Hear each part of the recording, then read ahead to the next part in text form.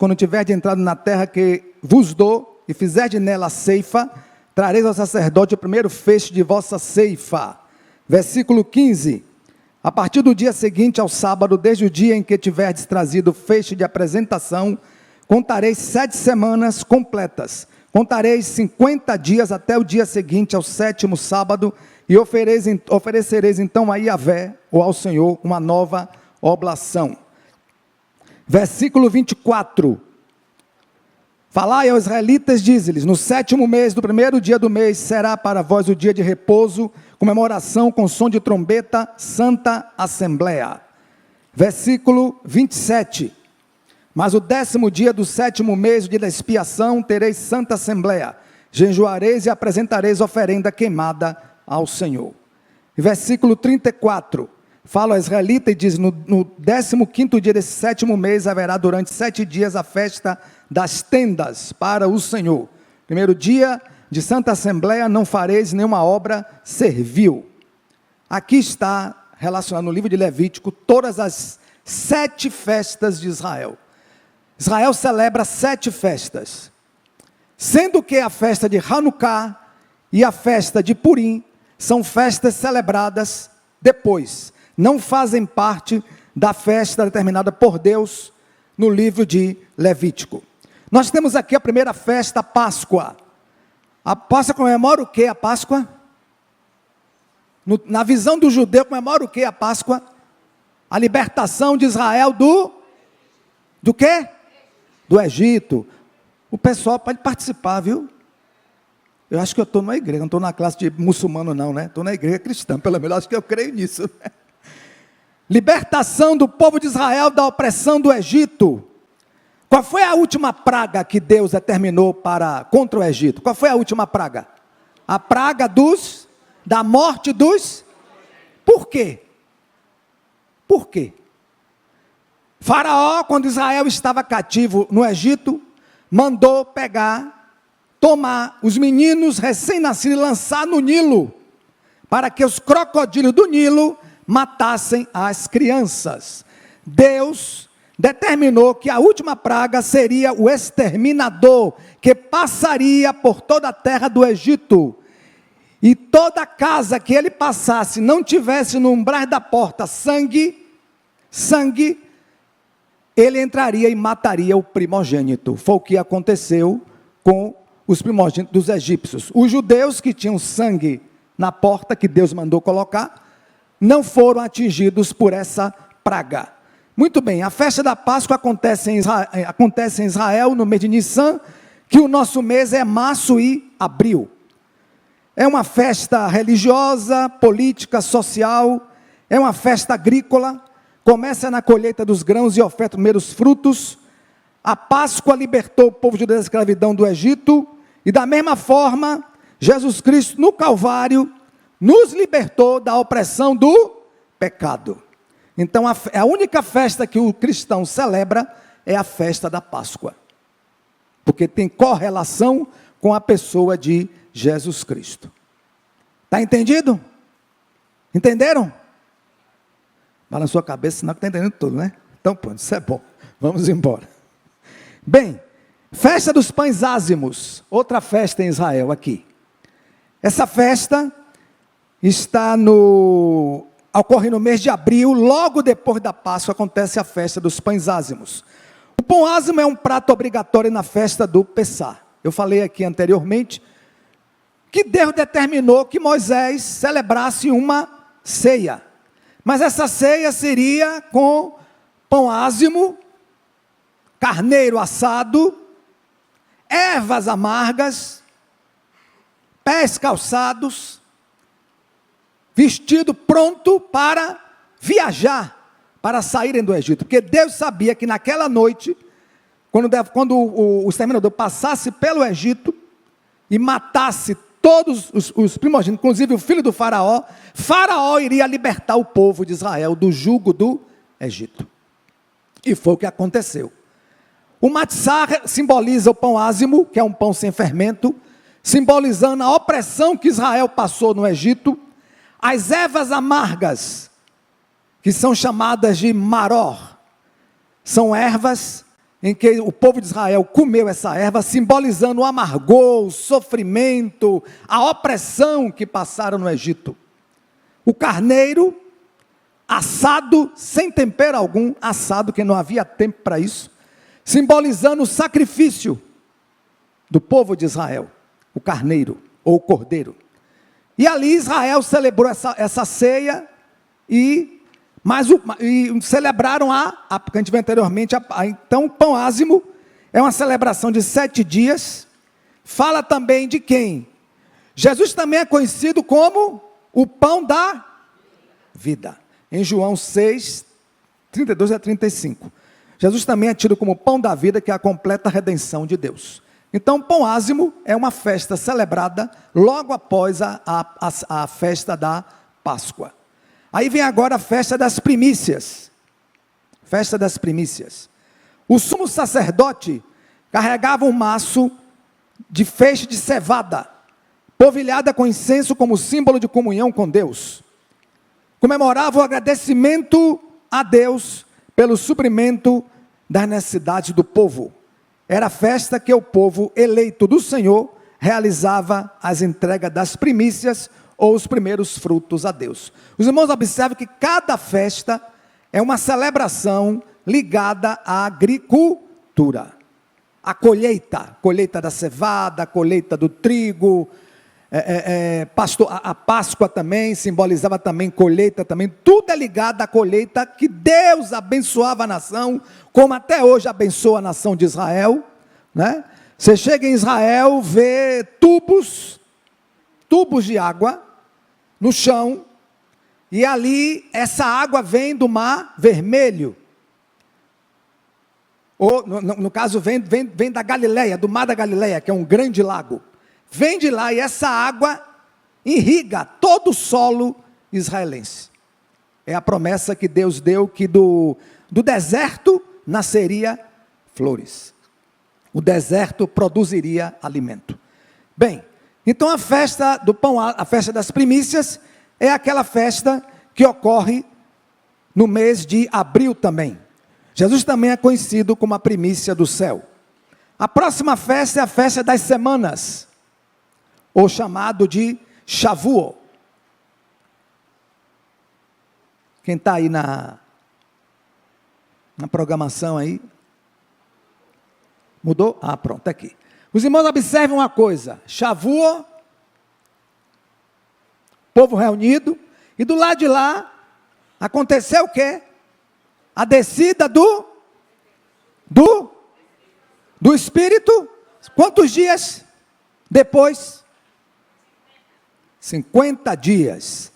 A festa de Shavuot é uma festa agrícola. Ela ocorre, é chamada também de Pentecostes. Pente em grego, 50, costes, festa 50ª, né? Chamada de Pentecostes em grego. É celebrada nos dias 6 e 7 de Sivan, maio e junho em nosso calendário. Ocorreu, vamos ver aí, Levítico 23, 15 e 16. Vamos ver aqui no texto. Levítico 23, 15 e 16. A partir do dia seguinte ao sábado, desde o dia que tiver trazido o feixe de apresentação, contareis 7 semanas completas. Contareis 50 dias até o dia seguinte ao 7º sábado, e oferecereis então ao Senhor um novo sacrifício. Muito bem. A festa de Pentecoste é a festa que simboliza o jubileu. Ela celebrava o término da colheita da cevada, iniciada na Páscoa. Começava-se a colheita do trigo. Pentecoste, junto à Páscoa e tabernáculo, vinha a festa do Pentecoste. Jesus morreu, ressuscitou, passou quantos dias depois aqui na terra? 40, 30, 50, quantos dias? 40 dias. Jesus assuntou aos céus antes da descida do Espírito Santo. Ele mandou que os seus ficassem aonde? Em Jerusalém. E ficassem como brincando, sorrindo, correndo, picando. Mandasse fazer o quê? Que ficassem orando, em oração. 10 dias se passou, completou 50. Após o 50º, completando os 50 dias, o Espírito Santo vem e desce no cenáculo, onde estavam os discípulos, e há uma grande efusão do poder de Deus, e ali a igreja, nós, Goi é gentil, nós somos Goim, somos gentios para o judeu. Então o povo gentil, naquele momento, a igreja é fundada, onde? Em Jerusalém, 50 dias após a ascensão de Jesus ao céu. E ali a igreja é instituída, no Pentecostes. A Igreja Católica Apostólica Romana celebra essa festa. Nós, após a Assunção, porque ele morreu, Jesus morreu, ressuscitou. Passou 40 dias com os discípulos aqui ainda. Subiu aos céus, porque ele prometeu que se ele fosse, o Espírito Santo viria. Então ele precisou ir para que o Espírito Santo viesse e determinasse a fundação da igreja. A igreja ali é fundada no cenáculo em Jerusalém. O que ocorreu ali, o que foi? Eles começaram a falar em línguas. Que línguas? Língua estranha? Não. Falaram língua das nações que estavam naquele local reunido, porque era festa de Shavuot, e ali cada discípulo falou na língua de uma nação que estava ali. E ali houve uma grande pregação de quê? Da palavra de Deus. E muitos creram. A efusão que teve ali não foi língua estranha não, foi línguas das nações, homens indotos, que não tinham conhecimento, mas o Espírito Santo usou o lábio deles para pregar as nações que estavam ali. Ali iniciou-se a igreja cristã. Não é isso, professora?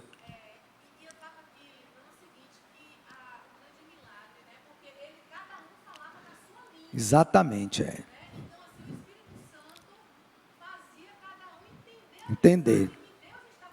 Medos, persas, romanos, árabes, tudo estava ali reunido. E ali houve a grande pregação do que Jesus prometeu. Se completou ali, na festa de Pentecostes, no Shavuot.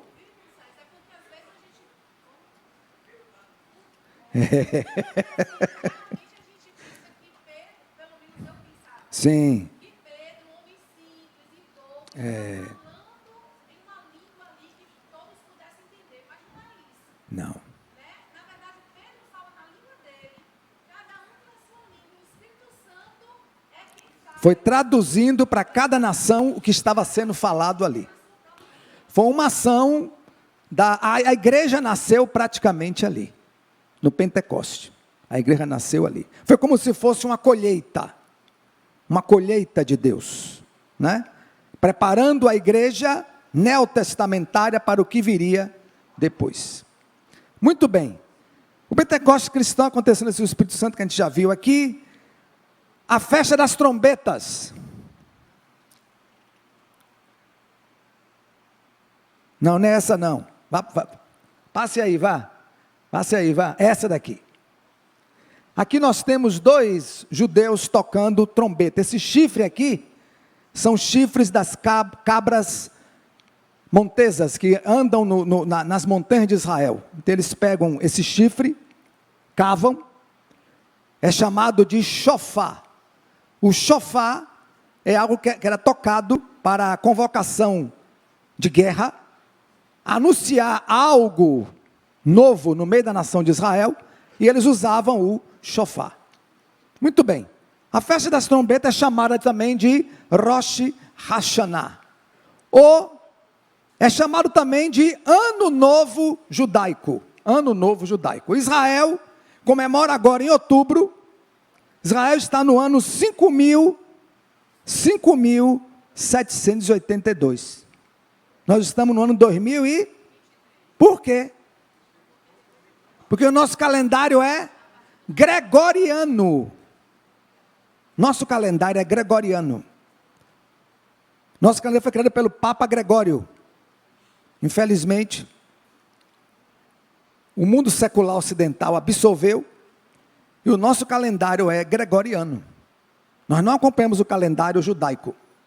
Para eles, eles vão iniciar agora o ano 5.783.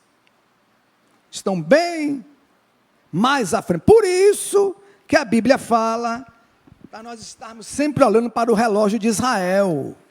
A contagem lá é uma, a contagem aqui é outra. Lá a coisa é mais rápida, aqui a coisa é mais lenta. Então tem que estar olhando para o que acontece com a nação de Israel, porque Deus se baseia lá. A visão de Deus é lá. Acontece com a nação de Israel. E o Rosh Hashanah acontece em outubro, certo? E é o mês que o judeu comemora o ano novo judaico. Próxima festa, a anterior aí.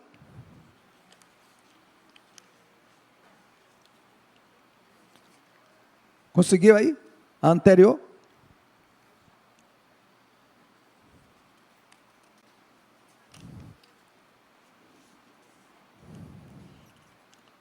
A anterior aí, conseguiu? Sucote.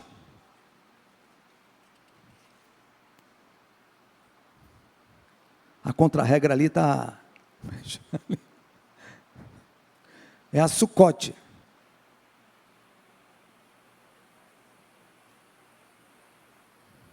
Bem, nós temos a festa do Sucote, que é a festa chamada no final de setembro, ocorre 7 dias, é uma festa de celebração sob a provisão de Deus, lembra a peregrinação pelo deserto e a oferta dos frutos de colheita, momento mais importante agrícola anual, são dias festivos entre os hebreus, devem se alegrar na presença de Deus.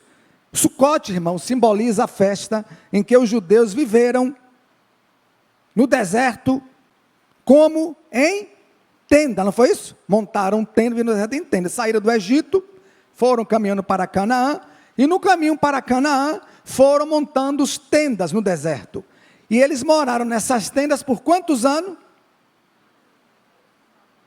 Quantos anos Israel morou em tenda? 40 anos, 40 simboliza o que na Bíblia? O número 40 é o número da terra, terra, tudo que se relaciona à terra é 40. Jesus jejuou quantos dias? 40 dias. 40 dias. 5 é o número do homem. 5, o número do homem. 1 é o número de Deus. 2 é o número do Pai e do Filho. 3 é o número da Trindade. 4 é o número da terra. 5 é o número do homem. 6 é o número de Satanás. 7 é o número da perfeição. O 8 já é o número sobressalente de Deus, eficiente de Deus. Isso tudo, diga aí. Pois é, tá vendo?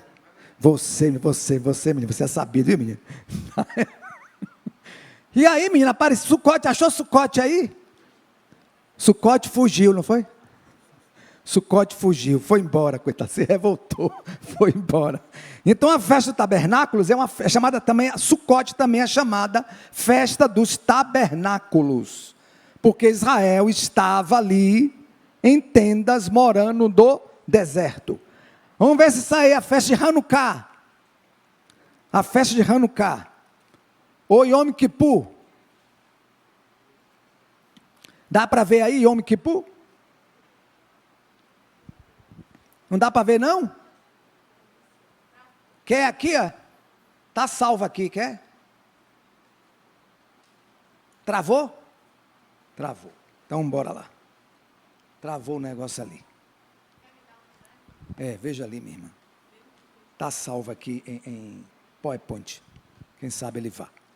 Bem, a festa de Yom Kippur está em Levítico 23, 27. Vamos ver lá, por favor? 23, 27. Levítico 23, 27. Mas o 10º dia, 7º mês, é o dia das expiações. Tereis santa assembleia, jejuareis e apresentarei oferenda queimada ao Senhor. Nesse dia não fareis trabalho algum, pois é o dia das expiações, quando se fará por vós o rito de expiação diante do Senhor vosso Deus. O Yom Kippur representa o quê? É a liturgia da sinagoga. O que é uma sinagoga? é o local onde se reúnem os judeus, os hebreus. Onde surgiu a sinagoga? Surgiu em Babilônia. Surgiu em Babilônia a sinagoga. Por quê? Porque a nação de Israel estava perdendo a noção do idioma e da cultura hebraica. O que é que Deus faz? Deus orienta uns chamados, eram soferins, os maçoretas, que eram escribas, a orientar o povo de Israel a colocar sinais vocálicos. O que é sinal vocálico? Vogal. A colocar vogais no idioma hebraico, para o povo aprender a ler. Então, com essa estratégia dos maçoretas, a nação começou a ler os textos hebraicos em Babilônia, e ali se reuniam. Hoje reunimos aqui na igreja, mas a sinagoga reúne em forma de U, o rabi aqui no meio, aqui na frente, e os alunos ao redor. Em Israel, existe hoje a sinagoga. Vem da palavra grega sinagogue, ou seja, reunir, ajuntar, agrupar.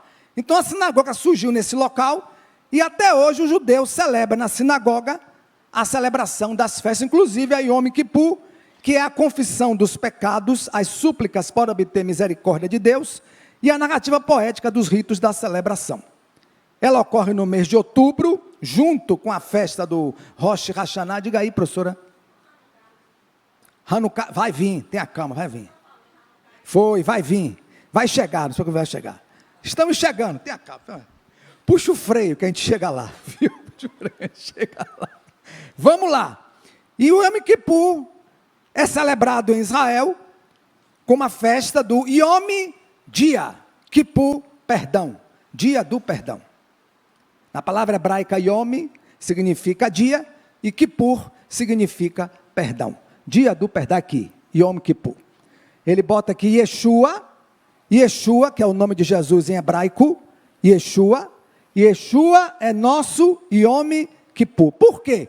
Porque Hebreus 9 fala que Jesus fez um sacrifício na cruz por todos, e o sacrifício dele foi aceito em cima de todo sacrifício que foi feito no Antigo Testamento.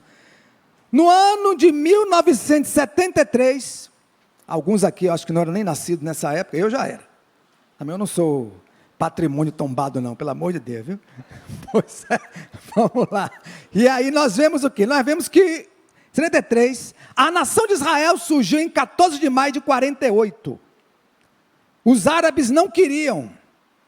Há uma profecia em Isaías. Pode uma nação nascer em um dia? Pode, Israel nasceu em um dia. Se cumpriu. Mais de 2000 anos atrás, se cumpriu. Árabes, sírios, resolveram invadir Israel, a guerra do Yom Kippur. A nação de Israel estava totalmente sem armamento quase nenhum. Porém, a primeira-ministra em Israel, Golda Meir, liga para os Estados Unidos e pede armamento. Da noite para o dia, chegou armamento em Israel. Os árabes já invadindo a nação, e essa guerra, irmãos, profeticamente falando, foi uma ação, Deus agiu de maneira tal, que teve árabe que viu anjo, teve sírio que viu anjo e se rendeu, viu anjo aqui, anjo ali, com a espada na mão, lutando, guerreando, e no final das contas, o Egito e a Síria perderam a guerra. E Israel venceu e ainda conquistou território para a terra dele. Mostrando que a palavra que Deus deu a Abraão, disse o que? Abençoarei aqueles que, e amaldiçoarei aqueles que te amaldiçoarem. Então houve a guerra do Yom Kippur, e nessa guerra Israel saiu vencedor.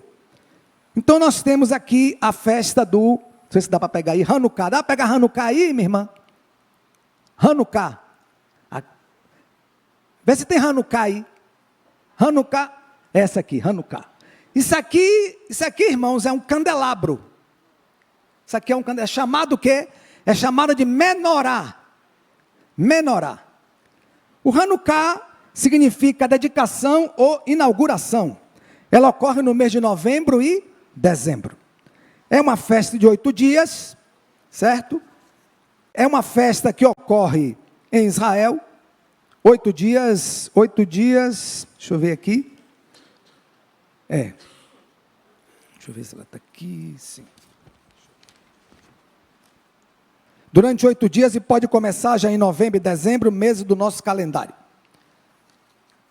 A Hanukkah acende as lâmpadas, certo? São 8 piteiras que são acesas. No tempo do tabernáculo era acesa com o azeite da oliva. No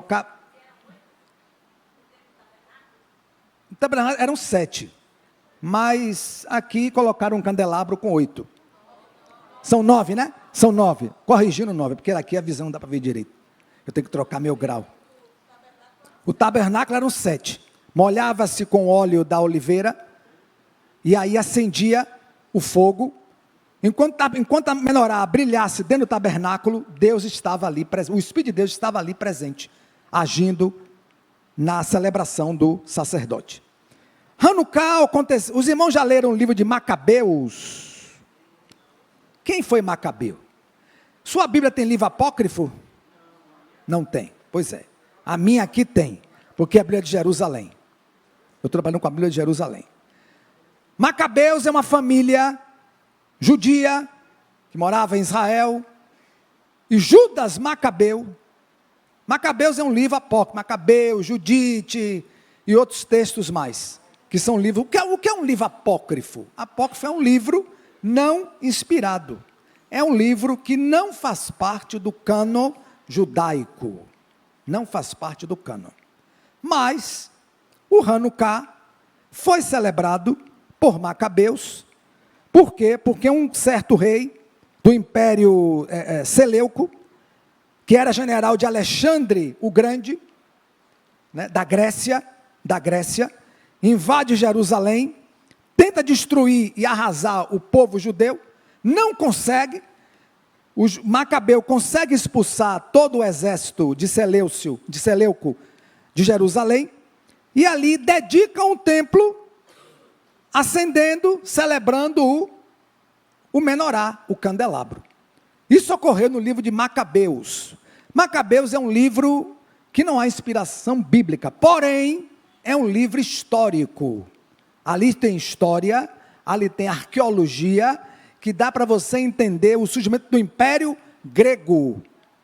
Começou com o Império Babilônico, Império Grego, Império Medo e Persa, Império Grego e, por último, o Império Romano. Certo? É o livro de Macabeu. E vamos ver a festa agora de Purim. A festa de Purim. Vamos lá. Purim. Deu para passar aí? Foi anterior a essa aqui. Purim. Se ela puder botar aí.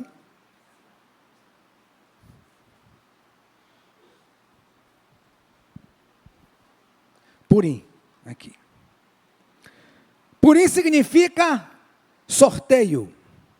Vem da palavra grega, a palavra hebraica por sorteio.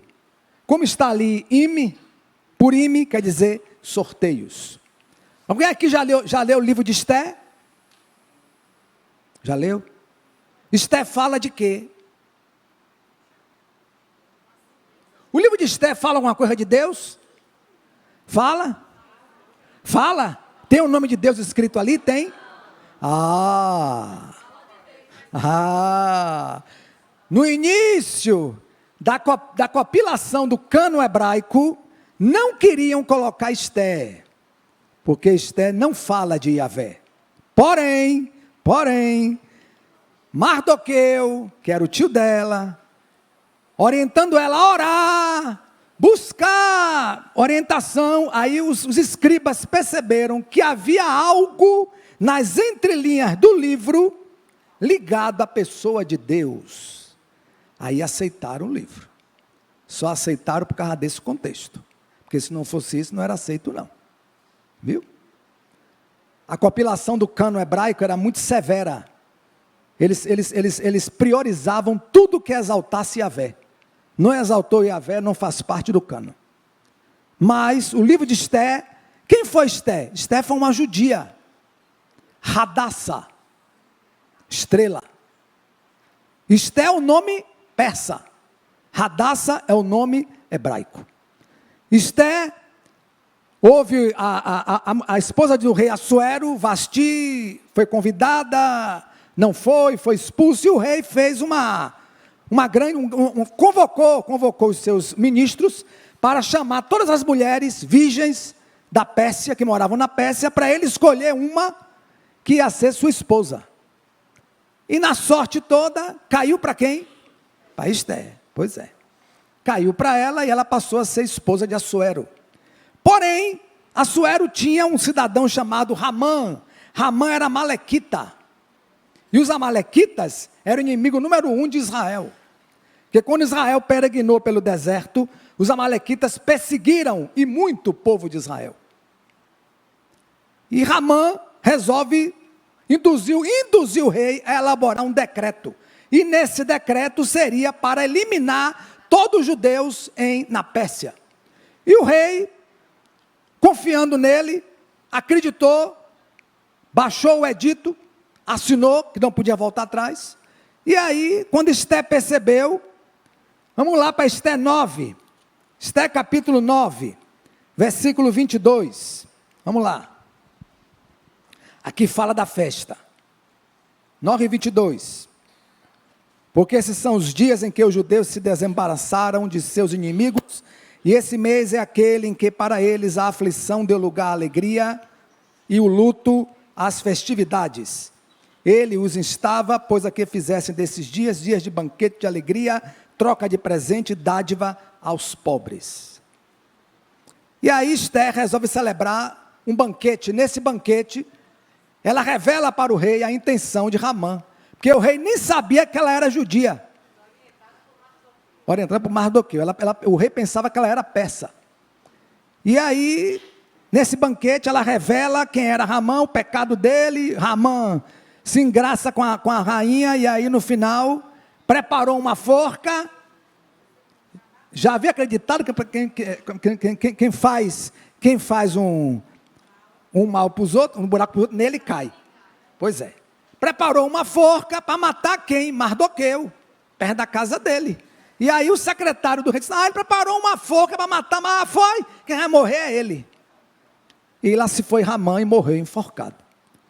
Porém, morreu enforcado, mas a guerra instituída, a perseguição ao povo de Israel estava já deliberada, e o rei Assuero armou a nação judia toda, e eles conseguiram debelar e destruir todos os amalequitas. E aí Israel hoje celebra a festa do Purim. É uma festa que não está na relação do livro de Levítico, mas é uma festa celebrada pelo povo de Israel, no mês de fevereiro e início de março, no nosso calendário. Bem, irmãos, essas são as festas de Israel, que nós vimos aqui. Só um contexto, que as festas judaicas, também conhecidas como Tovim, são celebrações e momentos para relembrar a passagem da história de Israel. É para ter uma visão cultural e arqueológica da nação de Israel. Nessas ocasiões, o povo arrependido de seus pecados buscava o perdão e a bênção de Deus. Cada uma dessas festas judaicas anuais continha em si uma lição sobre a história da nação, suas vitórias, sua esperança e suas derrotas. Elas lhe ofereciam um vislumbre de um Deus que operava milagres, dava-lhes plantações, que os amava e perdoava. Os sacrifícios e festas da Israel na dispensação da lei têm para nós hoje um aspecto simbólico. É só simbologia. Pois, como sabemos, eram sombra das coisas futuras. Assim, é consolador lermos o Antigo Testamento e descobrirmos quantas coisas ali prefiguram Jesus Cristo e sua obra. Conforme Colossenses 2,17, pois essas coisas são apenas sombra da realidade futura e o próprio Cristo é essa realidade.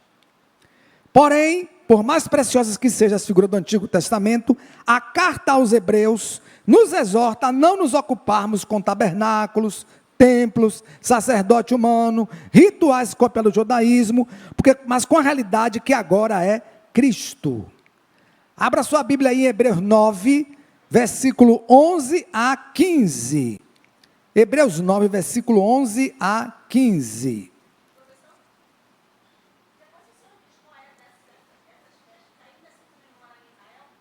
Todas elas comemoram. Todas elas. Todas elas celebram. Pelo que eu sei, todas elas celebram. Para nós.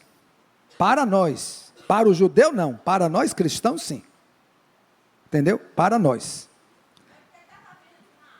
Não.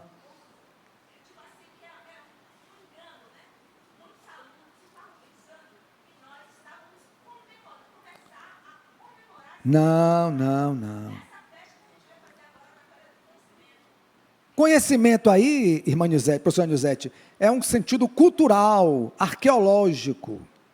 A senhora vai mostrar um sentido cultural, como era a festa, é só cultura. Nós não somos judeus. Alguém aqui é judeu?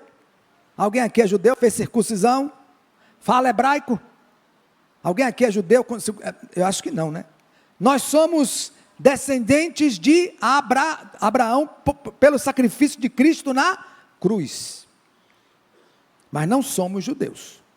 Então, o que é que Hebreus fala? Assim Cristo veio como sumo sacerdote, mas de um sistema melhor. Ele entrou no santuário celestial através do tabernáculo maior e mais perfeito, que não é feito por mão de homens, que não faz parte desse mundo material. E uma vez por todas, não com sangue de bode e bezerro, mas com seu próprio sangue, garantiu-nos uma salvação eterna.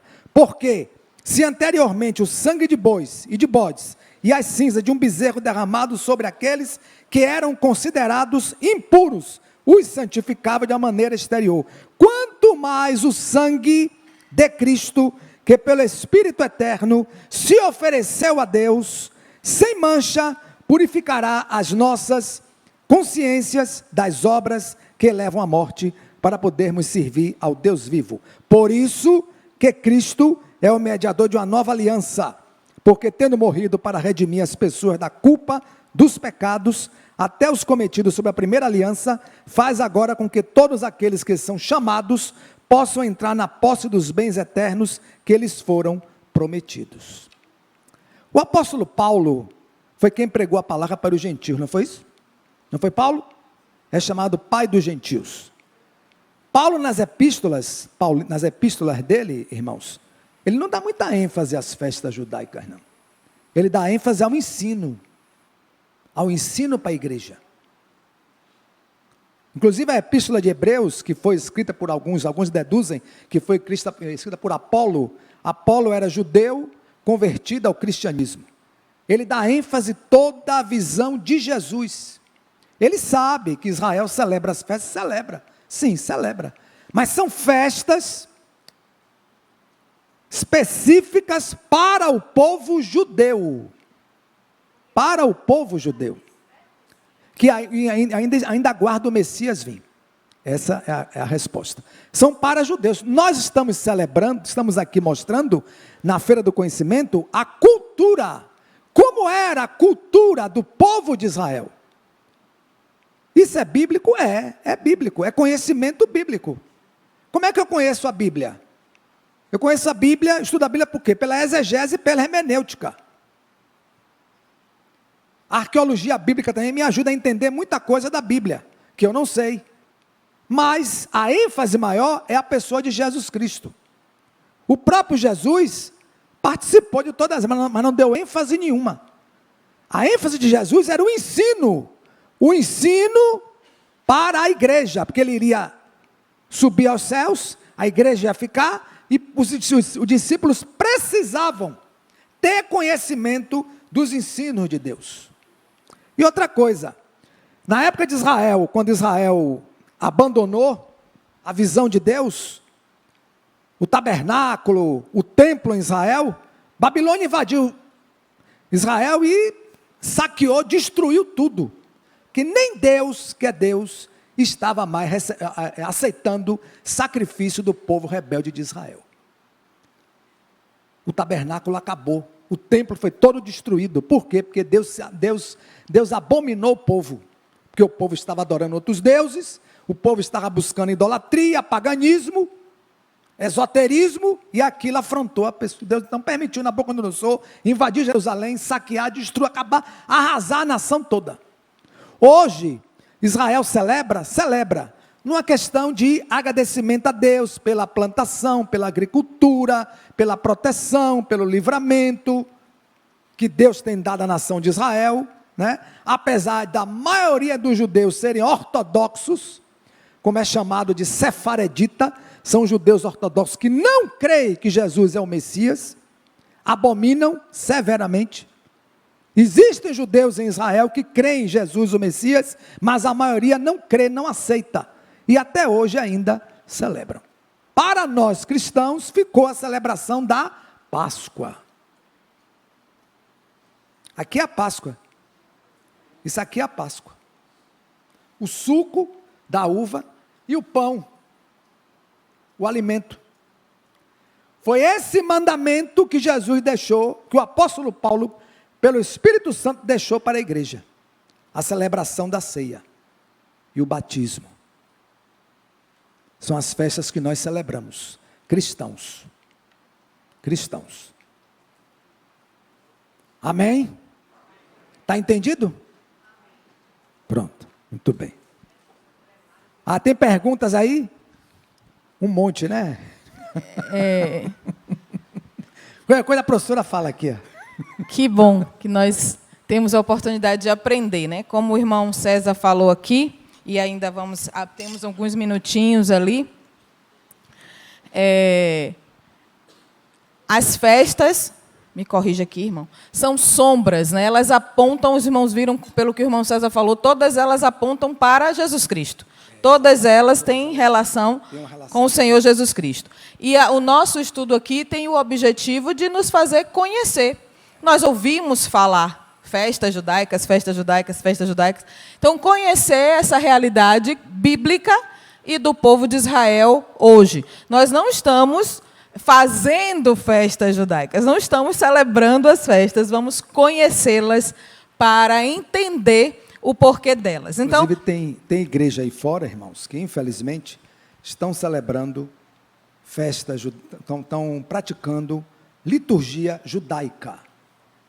Isso não cabe a nós cristãos. Isso. Os irmãos viram aqui, quando falamos do Hanukkah, que tem o candelabro, né? O irmão falou da simbologia do candelabro no tabernáculo, que era a presença do Espírito Santo, Deus, né? O Espírito de Deus Nós hoje, o Espírito Santo de Deus hoje habita onde? em nós. Então, precisamos do candelabro? Né? É isso que nós precisamos entender, né? Nós somos o tabernáculo de Deus. Para onde você vai, você leva, você é um tabernáculo vivo de Deus. Então, nós temos tempo para algumas perguntas. Alguém quer fazer alguma pergunta? Irmão, fugiu o nome. Fidel, Fidel, sumiu o seu nome aqui agora, viu? Faça alto, Fidel, sua pergunta, por favor. Fidel, pergunta. Oi?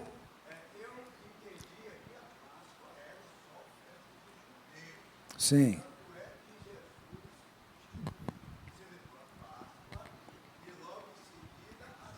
Foi. Jesus celebrou a última ceia com os discípulos, que era a ceia pascal. A última ceia dele, ele comeu pão, tomou suco de uva com os discípulos, porém instituiu um novo pacto para os discípulos. Para os discípulos. A igreja só veio conhecer isso aí em Pentecoste. Não foi isso? Pentecoste aconteceu o quê? A descida do... Quem foi que orientou a igreja para ser hoje o que é? Quem orientou a igreja abaixo de Deus? Quem foi que orientou? O apóstolo Paulo, orientado pelo Espírito Santo. A igreja hoje conhece quem é Jesus, quem é o Espírito Santo, quem é Deus, celebração, por intermédio de Paulo, que foi usado por Deus para evangelizar os gentios, que não conheciam isso. Os discípulos conheciam. Jesus veio, Paulo, tanto é que Paulo dá ênfase na última ceia. Jesus celebrou a ceia com os discípulos e instituiu um novo mandamento, que é chamado que é chamada de Berit Hadashá, novo pacto vos dou. Aquele pacto que ele fez com o discípulo, né? Amai como eu vos amei. Aí ele institui o novo mandamento. Então o velho mandamento deixa de existir e o novo mandamento nasce naquele momento daquela ceia ali. Correto? Está entendido? Entendeu? Entendeu ou não? Entendeu ou não? Sim, tudo bem. Não, houve a ceia, mas a celebração dessa instituição veio com Jesus e depois foi aperfeiçoada pelo apóstolo Paulo. Professor, diga. A festa das primícias, das semanas, de Pentecostes, elas todas estão imbuídas na festa da colheita. Quer dizer que a festa da colheita está em todas as outras festas. Tudo é colheita em Israel. Tudo é colheita. Tudo Tudo simboliza uma colheita. Até a Páscoa, né? Até a Páscoa. A Páscoa, inclusive, é uma festa, a festa da agricultura. A Páscoa. Tudo é referente à colheita do trigo, da cevada, que eles celebravam por meio das festas.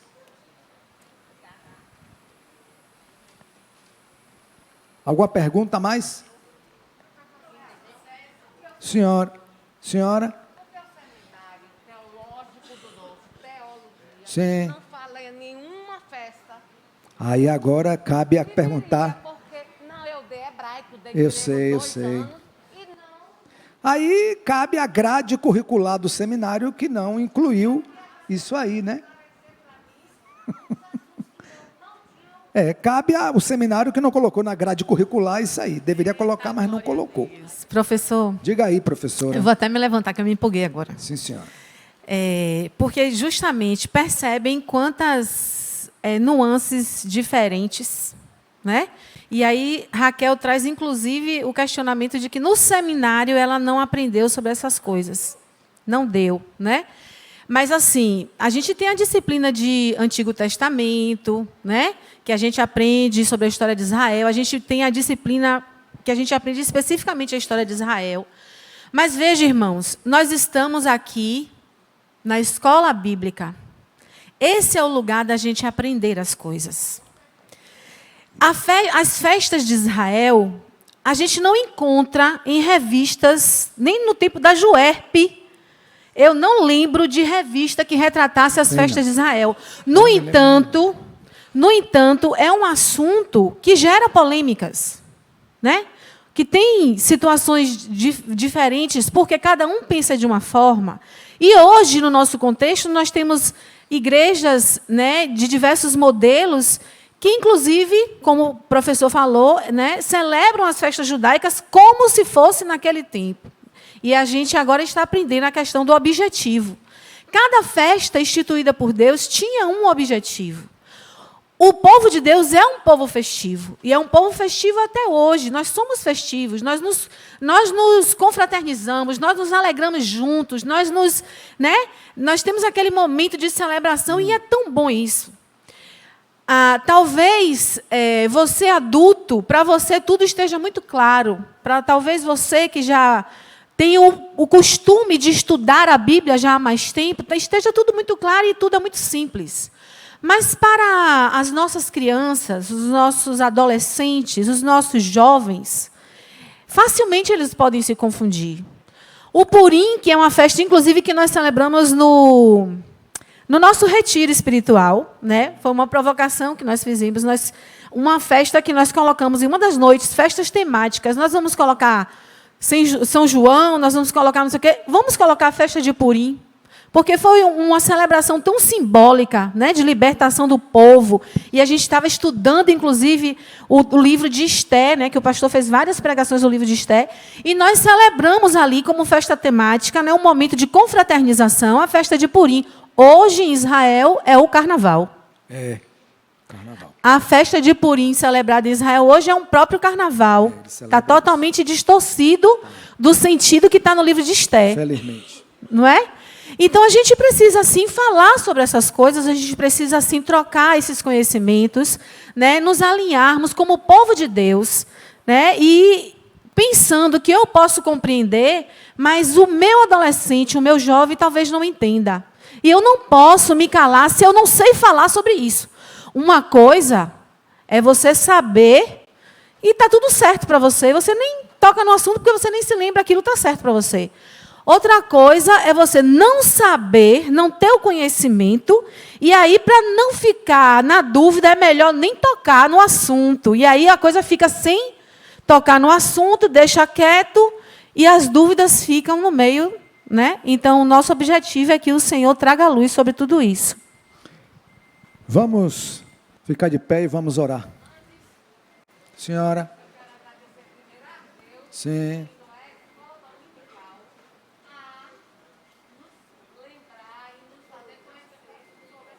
Sim, senhora. Muito bem. Vamos orar. Nosso Deus, nosso Pai, muito obrigado por esse dia, muito obrigado por essa manhã, muito obrigado pela Tua graça, pela Tua bondade, pela Tua misericórdia. Obrigado, Senhor, pela explanação desse estudo. Continua falando ao nosso coração. Continua tomando direção, Senhor, de tudo que vai ocorrer aqui.